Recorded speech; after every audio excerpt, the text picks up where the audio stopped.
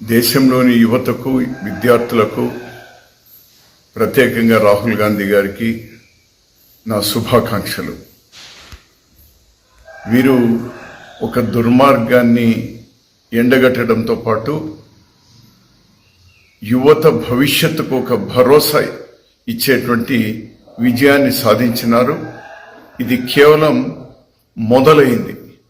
ధర్మేంద్ర ప్రధాన్ గారి రాజీనామా ఈ ప్రభుత్వ అహంకారానికి, వారి పతనానికి ఇది బిగినింగ్ మాత్రమే.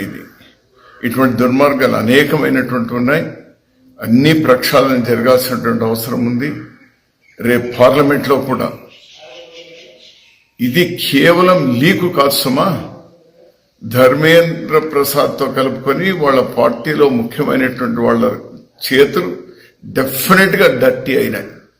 డెఫినెట్ గా దీనిలో డబ్బులు చేసుకోవడానికి డెఫినెట్ గా ఈ లీకులు 152 లీకుల్లో మెజారిటీ ఆఫ్ ద లీక్స్ వాళ్లకు ఉద్యోగాలు ఇప్పించుకోవడానికో వాళ్లకు సీట్లు ఇప్పించుకోవడానికో జరిగినటువంటి తతంగం.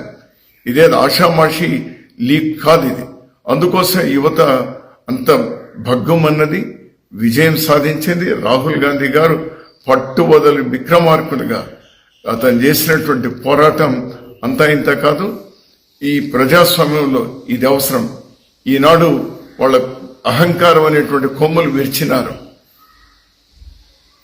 రామ మందిరంలో జరిగినటువంటి దోపిడీ, రైతులకు సంబంధించి అమెరికాకు తాకట్టు పెట్టినటువంటి విషయం, అనేకమైనటువంటి విషయాల మీద, కూలీల కడుపు కొట్టినటువంటి నరేగా, ఈ అన్ని అంశాల మీద కూడా ఇదే విధంగా పోరాడాలి. భారతదేశ ప్రజలు, మరీ ప్రత్యేకంగా యువత మేల్కొన్నది. ప్రభుత్వం మోడీ గారు ఎవరితో పెట్టుకోకూడదో వాళ్ళతోనే పెట్టుకున్నారు. పతనం మొదలయ్యింది.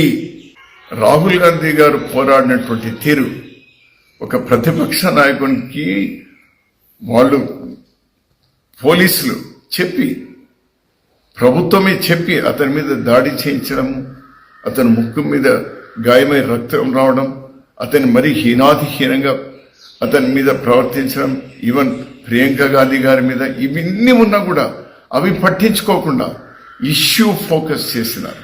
He's the leader, he is the hero.